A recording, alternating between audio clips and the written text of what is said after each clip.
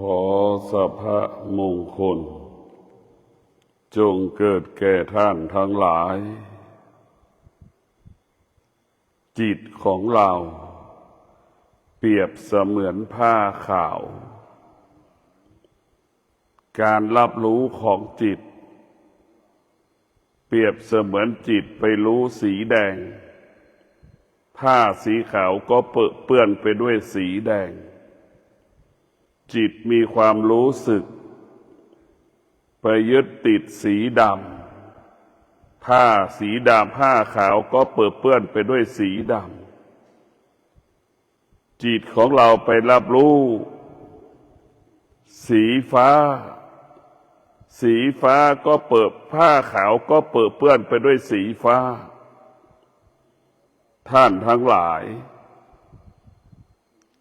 จิตเปรียบเสมือนผ้าขาวการรับรู้ของจิตมันจิตของเรานั่นมันเป็นไปได้108,900จิตของเรามันจะขาวสะอาดได้เหมือนดั่งผ้าขาวก็ต่อเมื่อจิตนั้นได้รับการฝึกหัดฝึกฝนอบรมจิตนั้นจึงสะอาดเหมือนผ้าขาวถ้าจิตเราไม่ได้ฝึกหัดฝึกฝนอบรมจิตนั้นก็จะเหมือนผ้าขาวที่เปื้อนไปด้วยสิ่งต่างๆสิ่งปฏิกูลพวกเราต้องพิจารณาว่าจิตของเรานั้นมันเป็นได้ทุกอย่างเป็นได้ทุกอย่างจะเป็นชั่วเป็นดีเป็นได้หมดชั่วดีเกิดได้หมดทั้งเกลียดทั้งชังทั้งรักทั้งหลงก็อยู่ที่จิตจะได้กี่ร้อยล้านจะเสียกี่ร้อยล้านก็อยู่ที่จิตร้องไห้เสียใจเศร้าโศกทุกข์สุขก็อยู่ที่จิตจิตหน้าที่รับรู้จิตมันมีหน้าที่รับรู้จิตหน้าที่รับรู้จิตมันตึงรับรู้สารพัดการรับรู้ไม่มีวันจบสิ้น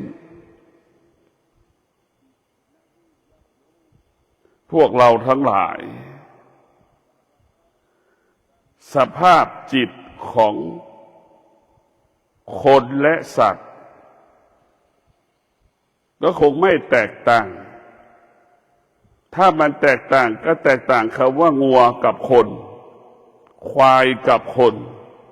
แต่ความรู้สึกคนกับควายคนกับงัวเหมือนกัน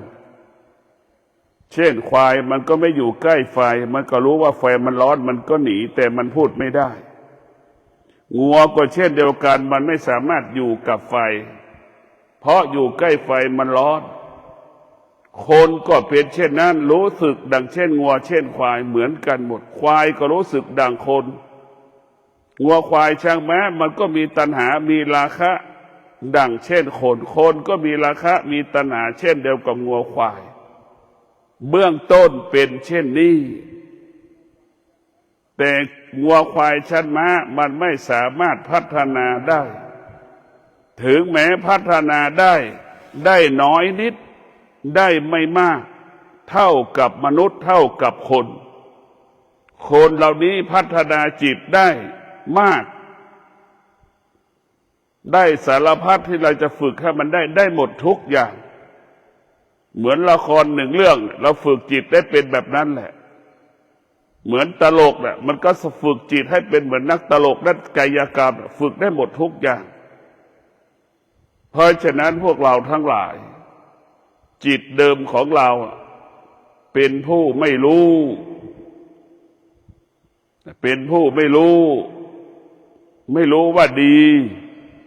ไม่รู้ว่าไม่ดียังไม่รู้จิตนั้นหากได้รับการฝึกฝนจิตนั้นได้รับการฝึกหัด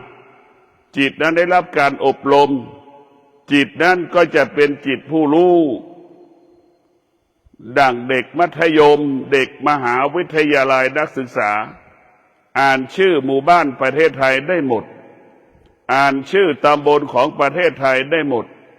อ่านชื่อจังหวัดของประเทศไทยได้หมดนั่นแหละคือผู้รู้แต่ทุกวันนี้จิตของเรามันเป็นผู้ไม่รู้กอไก่ก็ยังไม่รู้ A B C D มันก็ยังไม่รู้จิตของเราเป็นผู้ไม่รู้ไม่รู้ก็หมายความว่ามันไม่รู้สุขที่มันเกิดมันไม่รู้ทุกข์ที่มันเกิดสุขเกิด100 ครั้งก็สำแดง100 ครั้งทุกข์เกิด100 ครั้งมันก็สำแดง100 ครั้ง365 วันนี่เราก็ไปสำแดงอาการต้อนรับสุขกับทุกข์10 ปี20 ปี50 ปีก็เป็นเช่นนี้ไปสำแดงอาการนั่นมันไม่รู้มันถึงสำแดงอาการพวกเราทั้งหลายเมื่อจิตเป็นผู้ไม่รู้จิตมันก็หลงไม่มีวันจบสิ้นถ้าจิตเราเป็นจิตของผู้รู้จิตนั้นจะไม่หลงคือไม่หลงธรรมชาติไม่หลงตัวเองไม่หลงคนอื่นทุกวันนี้เราหลงตัวตนของเราเองหลงตัวตนของบุคคลอื่นยึดติดตัวเองยึดติดบุคคลอื่นๆเนี่ยคือว่าหลงพวกเราทั้งหลายจิตของเรานี่มันเหมือนแมลงวันแต่มาจิตมันเป็นผู้ไม่รู้เปรียบเสมือนแมลงวันบินว่อนไปทิศทั้งสี่จิตของเราเป็นผู้ไม่รู้เหมือนสัตว์อยู่ในป่าทุ่งใหญ่นาเรศวรนะวกไปวนมาวกไปวนมาเป็นอย่างนั้นคือจิตของผู้ไม่รู้พวกเราทั้งหลายจิตเรามันไม่สงบเรียกว่าลักษณะของจิตมันไม่สงบลักษณะของจิตมันวุ่นวายก็เหมือนลิงนอนหลับนั่นแหละเหมือนลิงกระโดดโลดเต้นนั่นแหละมันวุ่นวายดังลิงกระโดดโลดเต้นจากกิ่งนั่นกระโดดไปอีกกิ่งนั่นจากกิ่งนั่นไปกระโดดกิ่งนี้สภาพจิตเรามันไม่สงบเหมือนลิงที่กระโดดโลดเต้นตามกิ่งไม้ขึ้นข้างบนลงข้างล่างเหมือนไก่มันคุ้ยเขี่ยวร้องทั้งวันกุ๊กกุ๊กกุ๊กกุ๊กกุ๊กนั่นแหละคือจิตเราไม่สงบเป็นเช่นนั้นจิตที่มันไม่สงบก็เพราะมันไม่ได้ฝึกเมื่อมันไม่ฝึกมันก็ไม่รู้พวกเราทั้งหลายจิตดั้งเดิมของเรามันเป็นคู่ไม่รู้เพราะฉะนั้นการจิตของสัตว์กับจิตของมนุษย์มันไม่แตกต่างกันถ้าจิตของมนุษย์มันจะแตกต่างจากสัตว์ก็คือจิตมนุษย์ต้องฝึกฝนอบรมฝึกหัดจิตอบรมจิตฝึกฝนจิตเราจะไม่ตกอยู่ใต้อำนาจสิ่งที่มันเป็นอนิจจังทุกขังอนัตตาเราจะไม่ตกอยู่ใต้อำนาจสิ่งที่ควบคุมไม่ได้เราจะไม่ตกอยู่ใต้อำนาจสิ่งที่ทนไม่ได้เราจะไม่ตกอยู่ใต้อำนาจสิ่งที่เรามันควบคุมไม่ได้ก็ได้แก่สิ่งที่มันเป็นอนิจจังทุกขังอนัตตาตั้งแต่ร่างกายของเราเป็นต้นร่างกายของเราห้ามไม่ให้แก่เราก็ห้ามไม่ได้ห้ามไม่ให้มันเจ็บก็ห้ามไม่ได้ห้ามไม่ให้มันตายก็ห้ามไม่ได้จิตของเราต้องรับรู้เรื่องความจริงพวกเราทั้งหลายสภาพจิตของเราเนี่ยมันน่ากลัวเห็นไหมมันเหมือนละครน่ะเหมือนโจรจิตเราเป็นโจรน่ะจิตเราเป็นแก๊งคอเซ็นเตอร์เห็นไหมจิตเป็นนักต้มตุ๋นเห็นไหมจิตมันเป็นหมดสารพัดจิตนี่คือสภาพจิตจิตมันเป็นธรรมชาติเรากลับไปดูสติคงความเป็นปกติ ไม่มีการเปลี่ยนแปลงสติคงความเป็นปกติไม่มีการเปลี่ยนแปลงสติเป็นของแท้จิตเป็นของปลอมจิตมันเป็นเจ้าเล่ห์เจ้าอุบายสติเป็นของแท้สติเป็นของจริงสติจึงคงความเป็นอมตะเพราะฉะนั้นพวกเราทั้งหลายเราจะต้องให้จิตเราไปพึ่งพาอาศัยสติสติเปรียบเสมือนแม่จิตเปรียบเสมือนลูกดังลูกอาศัยแม่เบื้องต้นลูกอาศัยแม่พวกเราทั้งหลายเนี่ยเบื้องต้นลูกอาศัยแม่เราสติคือแม่จิตคือลูกเราจะต้องอาศัยสติพึ่งพาสติเหมือนแม่อบรมลูกเหมือนแม่สั่งสอนลูกเหมือนแม่เอาข้าวให้ลูกกินตั้งแต่1 วันที่ลูกแม่คลอดลูกออกมากินนมแม่แบบเดียวอย่างนั้นกว่าจะกินข้าวได้กว่าจะกินกล้วยได้กว่าจะกินอาหารได้นะต้องใช้เวลานั่นแหละจิตแม่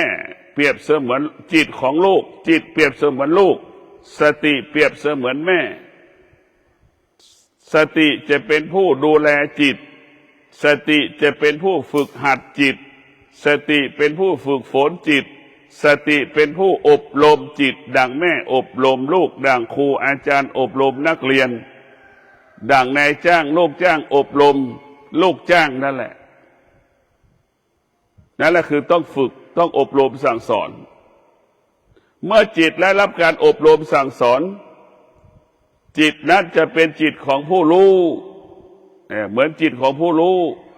จิตเราได้รับการฝึกหัดฝึกฝนอบรมจิตเราก็จะเป็นจิตผู้รู้เหมือนสุนัขแสนรู้เหมือนสุนัขเคนายที่โดนตุบที่มันดมตึกถล่มพวกเราทั้งหลายจิตที่ฝึกฝนจิตเป็นจิตผู้รู้เหมือนตึกเหมือนจิตสุนัขเคนายที่ดมซากตึกถล่มนั่นแหละจิตที่ฝึกแล้วพวกเราพิจารณาดูสุนัขเคนายก็หมายถึงหมาที่มันฝึกแล้วกับหมาจรจัดมันแตกต่างกันอย่างไรเราพิจารณาดูหมาเคนายนะมันฝึกฝนมันหมาเป็นผู้รู้แต่สุนัขจรจัดหมาสุนัขจรจัดนั้นมันไม่รู้มันไปเลื่อยเปื่อยวกไปวนมาหัวบ้านท้ายบ้านมันก็จะวกไปวนมาเนี่ยเหมือนจิตของเราเป็นเช่นนั้นถ้าไม่ได้ฝึกวกไปวนมาจิตของเรามันจรจัดเหมือนสุนัขจรจัดแหละจิตเรามันไม่สงบก็เหมือนไก่ที่มันคุ้ยเขี่ยวไก่มันจิตเรามันไม่สงบเหมือนลิงนะกระโดดโลดเต้นพวกเราทั้งหลายจิตเป็นต้นเหตุให้เกิดความรู้สึกจิตเป็นต้นเหตุให้เกิดคำว่าความรู้สึกสารพัดความรู้สึกเกิดขึ้นที่จิตพวกเราทั้งหลายมันมีความรู้สึกเราจะอยู่บ้านกับอยู่วิปัสสนาทางสายเอกก็เหมือนกันมีความรู้สึกเหมือนกันหมดแต่พอเรามาอยู่ที่ทางสายเอกเรามีสติขึ้นเรามีสติเรารู้สึกแต่เราสามารถระงับความรู้สึกได้เราอยู่ทางสายเอกเรารู้สึกเราสามารถยุติความรู้สึกนั้นได้นั่นคือทางสายเอกแต่พวกเราทั้งหลายจิตของเรามันมีความสำคัญจิตของเรามีความจำเป็นพวกเราทั้งหลายจิตเรานั้นมีความสำคัญมากเมื่อจิตมันได้ฝึกฝนจิตมันได้อบรมเนี่ยจิตที่จะเป็นจิตของผู้รู้มันก็จะรู้สิ่งที่เป็นอนิจจังทุกขังอนัตตารู้สิ่งที่มันเปลี่ยนแปลงแล้วก็อยู่เหนือสิ่งที่มันเปลี่ยนแปลงเช่น เรามีความรู้สึกพอใจก็ดีไม่พอใจก็ดีนี่เราจะอยู่เหนือความเรารู้สึกเราจะอยู่เหนือความรู้สึกเช่นเราฟังธรรมะเราจะไม่เชื่อสิ่งที่เราพูดเราจะไม่เชื่อพวกเราจะไม่เชื่อสิ่งที่เราพูดเราจะต้องปฏิบัติเองต้องรู้เองถึงจะเชื่ออย่างเงี้ยเราจะไม่เชื่อเพราะนั้นจิตของผู้รู้นี่มันจะต้องรู้ความจริงเท่านั้นยอมรับความจริงเท่านั้นพวกเราทั้งหลายจิตของเราเนี่ยมันเป็นต้นเหตุให้เกิดความคิดนะเป็นต้นเหตุให้เกิดความคิดเป็นต้นเหตุให้เกิดความรู้สึกจิตของเราเนี่ยมันไปอาศัยตาหูจมูกลิ้นเป็นทางผ่านเรียกว่าตาก็เป็นถนนของตาเป็นถนนของจิตหรือตาเป็นพาหนะของจิตหรือหูเป็นพาหนะของจิตจิตก็เปรียบเสมือนรถจิตก็เปรียบเสมือนรถตาก็เปรียบเสมือนรถจมูกก็เปรียบเสมือนรถพวกเราทั้งหลายแล้วเราก็สติมันก็ไปอาศัยอยู่ในรถพาหนะจิตก็ไปอาศัยหูเปรียบเสมือนบ้านก็ได้เปรียบเสมือนพาหนะก็ได้อย่างเงี้ยจิตมันไปอาศัยมันจึงทำให้เกิดคำว่าติดในรูปรสกลิ่นเสียงดังที่ได้กล่าวเบื้องต้นว่าเราจะได้กี่ร้อยล้านก็อยู่ที่ตาหูจมูกลิ้นกายใจเราจะเสียไปกี่ร้อยล้านก็อยู่ที่ตาหูจมูกลิ้นกายใจ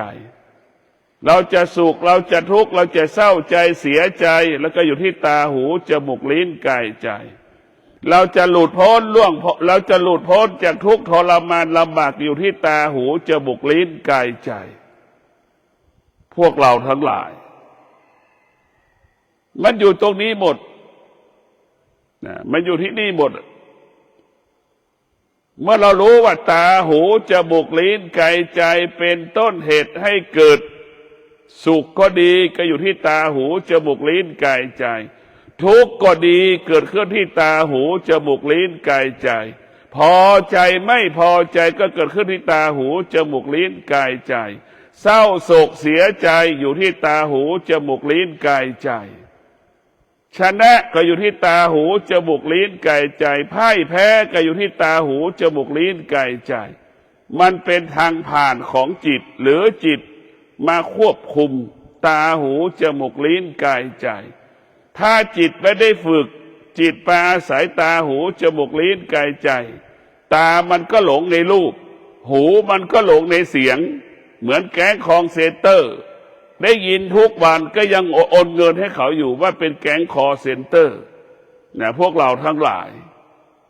จิตมันไม่ได้ฝึกจิตมันไม่ได้ฝึกมันจะเป็นเช่นนั้นเราต้องมันเป็นหลงในเสียงเป็นหลงในกลิ่นเป็นหลงในรสเป็นหลงในกายที่สัมผัสถูกต้องของแข็งของร้อน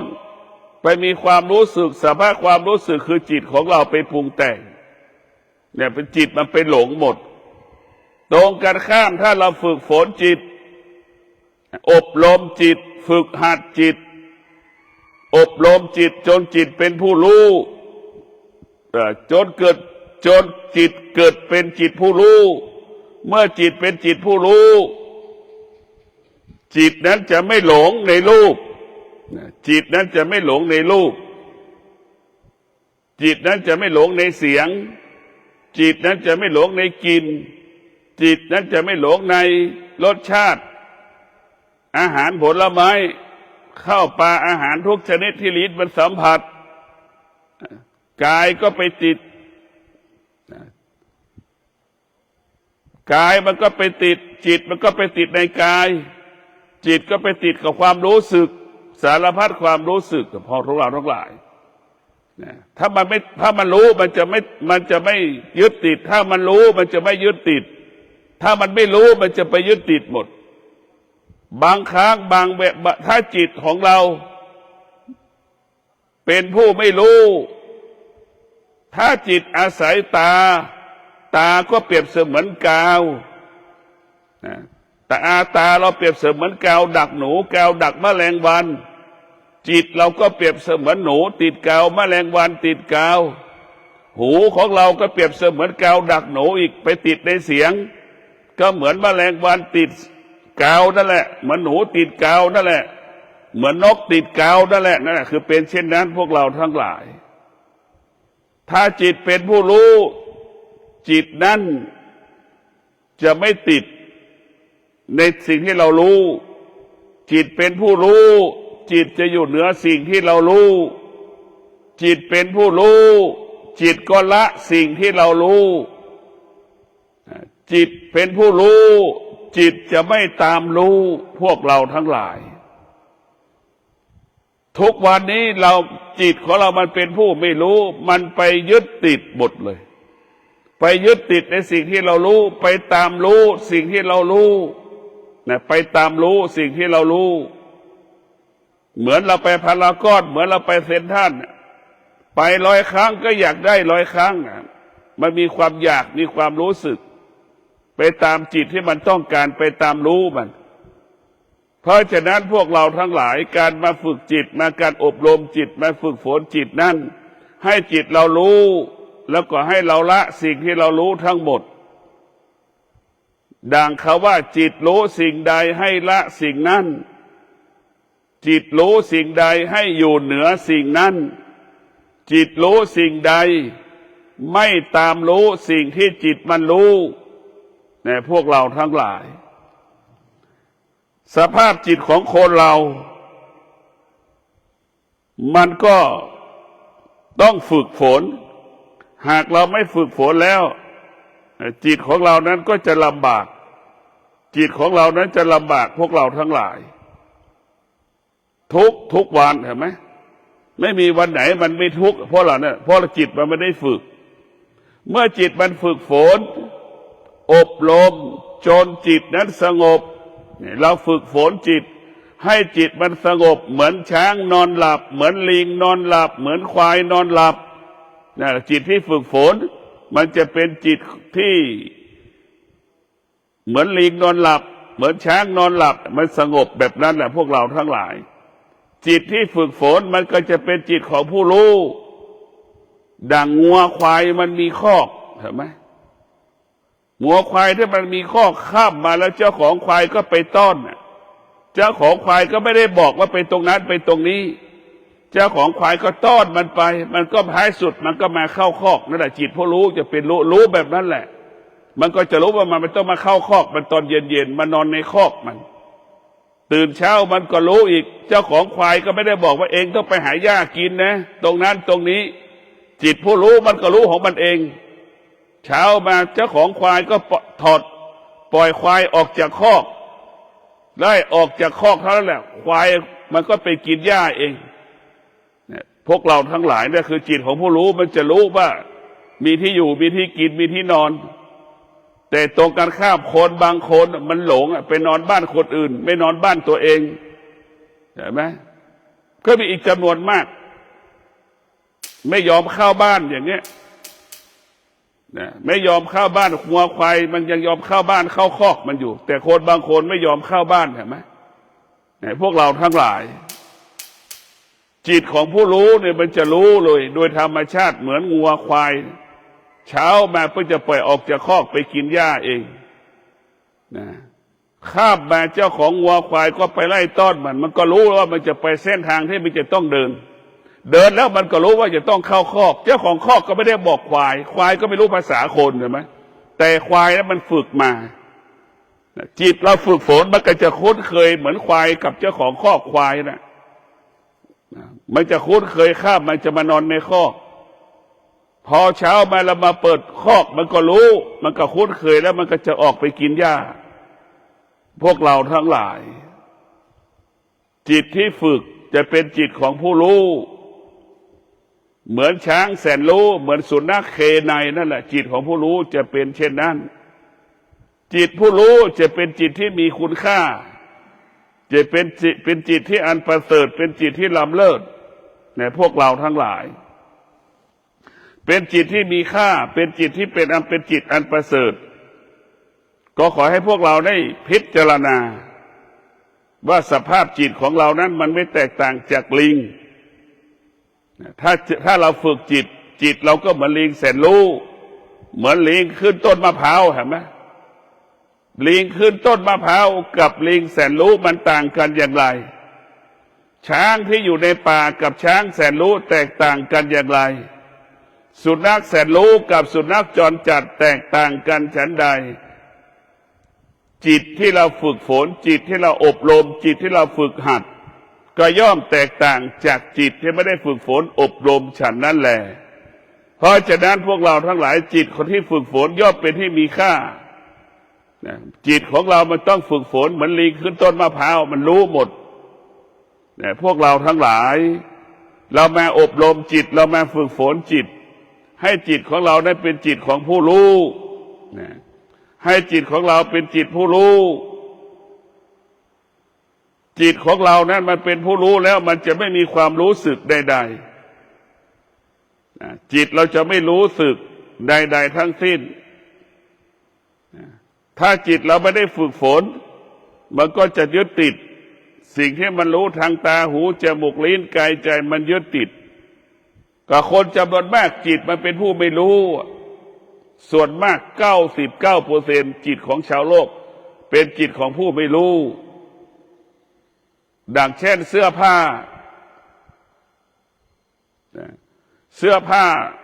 เช่นฤดูร้อนอย่างเงี้ยปรากฏเราก็จะซื้อเสื้อแขนสั้นกางเกงขาสั้นกระทั่งที่เสื้อแขนสั้นปีที่แล้วก็ยังมีอยู่กางเกงขาสั้นปีที่แล้วก็มีอยู่ก็ใส่ได้อยู่แต่เราไม่ยอมใส่ใช่ไหมก็ซื้อตัวใหม่มาใส่อีกอันนี้แหละจิตของผู้ไม่รู้เสื้อที่เราใส่กางเกงที่เราใส่ปกปิดร่างกายกันร้อนกันหนาวเท่านั้นเราไม่ได้ใส่เพื่อสวยเพื่องาม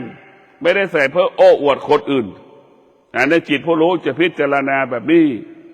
ถ้าจิตของผู้ไม่รู้พอฤดูหนาว100 ครั้งก็ซื้อเสื้อฤดูหนาวอีก100 ตัวเห็นไหมเราถึงสะสมเสื้อเป็นจำนวนมากคนแต่ละคนจะมีเสื้อไม่ต่ำกว่า50-60 ตัวตู้หนึ่งก็ไม่พอ2 ตู้ก็ยังไม่พอกล่อง2 กล่องอีกก็ยังไม่พอนั่นแหละจิตของผู้ไม่รู้มันจะสะสมสั่งสมใช่ไหมใช้ก็ไม่ใช้ใส่ก็ไม่ใส่จะให้ก็ไม่ให้หวงไปตรงนั้นแหละนี่แหละคือจิตของผู้ไม่รู้จะเป็นเช่นนั้นมันจะสะสมสั่งสมสิ่งที่มันเป็นอธรรมสิ่งที่มันเป็นอกุศลสมมติว่าเสื้อผ้ามันเป็นอธรรมเป็นสิ่งที่เป็นอกุศลแล้วก็สะสมอย่างนั้นแหละจะให้ก็ไม่ให้เสียดายใช้ก็ไม่ได้ใช้อย่างเงี้ยพวกเราทั้งหลายเราต้องฝึกฝนจิตเมื่อจิตของเราเป็นจิตผู้รู้ก็จะเหมือนพระธุดงค์เหมือนพระสงฆ์นั่นแหละใส่จีวรแค่ผืนเดียวนั่นแหละสีเดียวทั้งนั้น10 ปี20 ปีก็ใส่จีวรสีเดียวทั้งหมดรู้ว่าใส่เสื้อผ้าเพื่อปกปิดร่างกายกันร้อนกันหนาวใส่จีวรเพื่อกันร้อนกันหนาวกันแมลงกันต่อยนั่นคือจิตของผู้รู้จะรู้แบบนั้นแต่พวกเราทั้งหลายจิตของเรานี่มีความสำคัญมีความจำเป็นที่ต้องฝึกฝนอบรมจิตเราจะทำอย่างไรให้จิตของเรานั้นสงบเมื่อจิตสงบพวกเราทั้งหลายเราจะสัมผัสกับคำว่าความสุขจิตสงบเนี่ยเราจะรู้แล้วว่ามันเป็นความสุขความสุขเกิดจากความสงบมันจะสงบขึ้นได้เราต้องนั่งสมาธิการนั่งสมาธิก็เปรียบเสมือนเราปิดตาของเราปิดหูของเราปิดตาหูจมูกลิ้นกายใจของเราให้ไปติดกับลมหายใจเข้าเป็นลมหายใจออกใช่ไหมในการนั่งสมาธิเปรียบเสมือนเราปิดประตูปิดหน้าต่างประตูชั้นนอกประตูชั้นในประตูห้องมีกี่ห้องเราปิดหมดประตูรั้วบ้านเราก็ปิดหมดนั่นแหละคือการนั่งสมาธิก็คือการปิดเพื่อรับรู้ลมหายใจเข้าออกอย่างชัดเจนและอย่างละเอียดพวกเราทั้งหลาย หากเราไม่นั่งสมาธิก็เปรียบเสมือนบ้านไม่ได้ประตูหน้าต่างไม่ปิดประตูชั้นนอกประตูชั้นในก็ไม่ปิดประตูรั้วบ้านก็ไม่ปิดมันเกิดความเสี่ยงที่คนจะมาลักเล็กขโมยน้อยของเรามีความเสี่ยงที่คนจะแอบเข้าบ้านของเรามีความเสี่ยงที่วัตถุสิ่งของต่างๆที่อยู่ในบ้านจะถูกคนขโมยในพวกเราทั้งหลายจิตที่เราฝึกฝนอบรมมาแล้วโอกาสที่เราจะหลงทางโอกาสที่เราจะหลงผิดมันไม่มีเพราะเราไปปิดตาหูจมูกลิ้นกายใจของเราไปปิดให้หมดเหลือแต่จิตรู้อย่างเดียวเนี่ยพวกเราทั้งหลายเนี่ยเรามาวิปัสสนาเนี่ยเรามีสติเราจะไม่ตอบสนองความรู้สึกมันเรามาทางสายเอกเรามีสติรู้สึกเราไม่ตอบสนองความรู้สึกเราคิดเราก็ไม่ตอบสนองความคิดเราหยุดความคิดได้พวกเราทั้งหลายเราอยู่บ้านเราจะขาดสติเราอยู่วัดเราจะมีสตินะพวกเราทั้งหลายนี่สำคัญที่สุดจิตของเราเนี่ยเราจะต้องให้จิตของผู้รู้เมื่อจิตเป็นผู้รู้จิตเกิดปัญญาจิตผู้รู้คือจิตเกิดปัญญาปัญญาจึงเป็นปัญญาเนี่ยจึงจะกินอาหารก็ได้แก่ความสงบเนี่ยความสงบเป็นอาหารของปัญญาแต่พวกเราทั้งหลายความสงบเนี่ยเป็นอาหารของปัญญาปัญญาจึงเห็นคุณค่าความสงบเหมือนอาหารที่มากด้วยโภชนาการเนี่ยความสงบพวกเราทั้งหลายความสงบเท่ากับอาหารที่มีโภชนาการมากมีโปรตีนมากมีรสมีสารอาหารมากนั่นแหละคือความสงบจะมีค่าสำหรับปัญญาถ้าจิตเราไม่เกิดปัญญาพวกเราทั้งหลายจิตเราก็อยู่ในสุขในทุกข์ติดในสุขติดในทุกข์ออกจากสุขไม่ได้ออกจากทุกข์ไม่ได้จิตเราจะเป็นเช่นนั้นพวกเราทั้งหลายจิตเราจะติดในสุขติดเราจะติดในทุกข์เพราะจิตเราขาดปัญญาคนจำนวนมากจิตขาดปัญญาเมื่อมันขาดปัญญามีเงินกี่แสนกี่ล้านก็ไม่มีความสุขมียศมีตำแหน่งก็ไม่มีความสุขจิตที่ขาดปัญญาตรงกันข้ามจิตที่มีปัญญามีไม่มีจิตมันก็สงบสุขจะมีมากมีน้อยจิตก็สงบสุขจะร้อนจะหนาวจะเย็นจิตมันก็สงบสุขสงบสุขด้วยวิชาปัญญาและว่าสงบรู้ด้วยวิชาปัญญาจิตเป็นผู้รู้เนี่ยมันจะสงบสุขแล้วดูร้อนแล้วดูหนาวแล้วดูฝนปรากฏการเปลี่ยนแปลงจิตที่มันเป็นจิตที่ปัญญาเนี่ยมันจะไม่สะเทือนไม่หวั่นไหวอยู่กับการเปลี่ยนแปลงนั้นได้อย่างเป็นปกติในพวกเราต้องให้จิตเกิดปัญญาให้จิตมีปัญญาเมื่อจิตมีปัญญาจิตเกิดปัญญาแล้วจิตนั้นก็จะงอกงามเบิกบานนะจิตนั้นจะอดทนจิตนั้นจะมีวิริยะภาคเพียรจิตนั้นจะเกิดคำว่าวิริยะภาคเพียรแต่พวกเราทั้งหลายจิตจะเกิดคำว่าวิริยะภาคเพียรจิตของเราจึงเป็นจิตของผู้รู้จิตเราเกิดคำว่าวิริยะภาคเพียรจิตของเราเป็นจิตของผู้รู้แล้วจึงไม่ยึดติดการยึดติดเป็นเหตุให้เกิดความทุกข์การยึดติดเป็นเหตุให้เกิดความทุกข์การยึดติดก็เหมือนแมลงวันติดกาวเหมือนหนูติดกาวเหมือนควายที่ถูกขังไว้ในคอกเป็นเช่นนั้นการยึดติดเราไม่ยึดติดก็เหมือนควายที่ปล่อยออกจากคอกเหมือนนกบินกลางอากาศเหมือนหนูไม่ติดกาวมันเป็นอิสระเช่นนั้นเพราะฉะนั้นพวกเราต้องพิจารณาเรามาฝึกมาเรามาปฏิบัติธรรมเนี่ย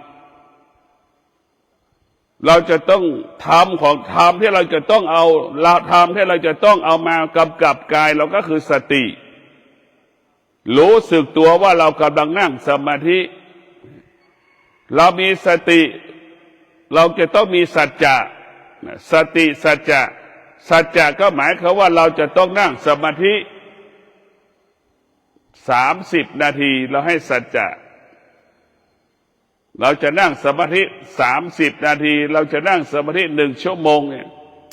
ระหว่าง30 นาทีหรือระหว่าง1 ชั่วโมงเราให้สัจจะเราจะไม่ขยับเท้าขวาเท้าซ้ายเราให้สัจจะเราจะไม่ขยับมือขวามือซ้ายระยะเวลา30 นาทีใน1 ชั่วโมงที่เราให้สัจจะเราใช้สัจจะเราจะไม่ลืมตาระหว่างที่เรานั่งสมาธิไม่ครบ30 นาทีนี่แหละธรรมะมันเกิดขึ้นตรงนี้แหละคือสติสัจจะระหว่างที่เรานั่งมันสบแต่ปัญหาทางตาทางหูทางจมูกลิ้นกายใจนี่มันเกิดอาการมันสำแดงอาการนี่สติสัจจะมันก็จะไปขอความช่วยเหลือจากความอดทนเห็นไหมความอดทนก็จะมาเกื้อกูลสติสัจจะความอดทนเอาไม่อยู่ความอดทนก็จะไปขอร้องวิริยะภาคเพียรให้มาช่วยเสริมเห็นไหมมันจึงเกิดคำว่าสติสัจจะวิริยะขันติพวกเราจำไว้นะสติสัจจะวิริยะขันติเป็นต้นกำเนิดคำว่าสำเร็จเป็นเหตุให้เกิดคำว่าสมปรารถนาสติสัจจะวิริยะขันติเป็นเหตุให้บรรลุเป้าหมายถ้าเรามีสติสัจจะเราจะบรรลุเป้าหมายเราจะบรรลุวัตถุประสงค์เรามีสติสัจจะวิริยะขันติมีแต่คำว่าสำเร็จเรามีสติสัจจะมีแต่คำว่าความสุขสติสัจจะนี่สำคัญที่สุดเมื่อเรามีสติสัจจะแล้วจะทำการใดๆก็ง่ายทำการใดๆก็สะดวกเนี่ยพวกเราทั้งหลายดังพระพุทธเจ้าทุกๆพระองค์มีสติมีสัจจะมีวิริยะมีขันติบำเพ็ญเพียรเรียนรู้จงค้นพบความจริงจนถึงที่สุดจนได้เป็นพระพุทธเจ้าจนถึงที่สุดพระอรหันต์แต่ละพระองค์ก็มีสติสัจจะวิริยะขันตินั่งบำเพ็ญเพียรภาวนาจนค้นพบความจริงจนถึงที่สุดก็การเป็นพระอรหันต์เนี่ยพวกเราทั้งหลายสติสัจจะวิริยะขันติเนี่ยมันเป็นหลัก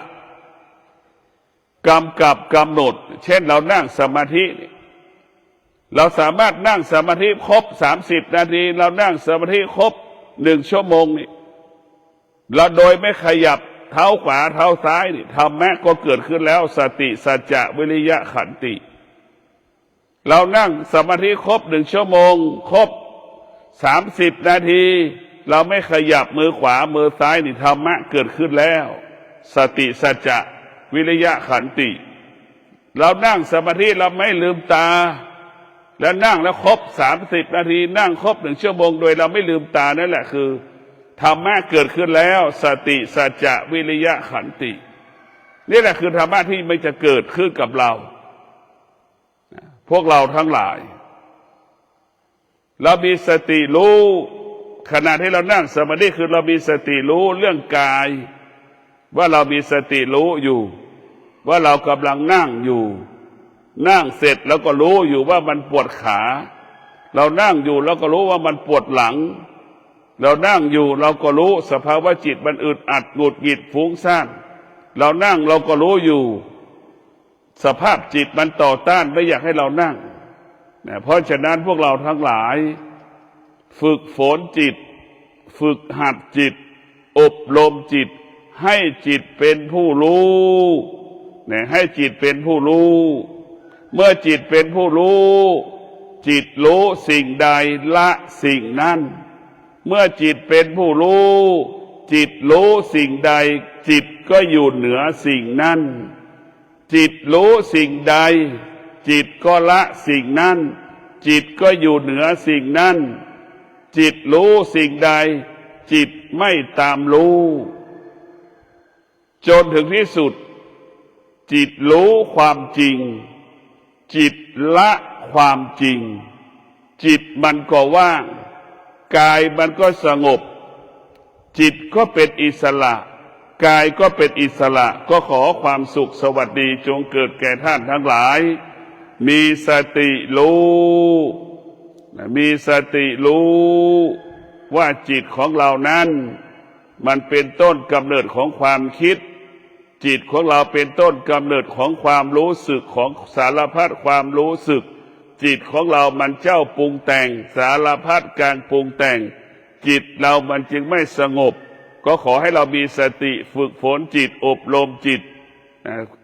ให้จิตเรานั้นสงบเหมือนลิงนอนหลับขอเจริญพร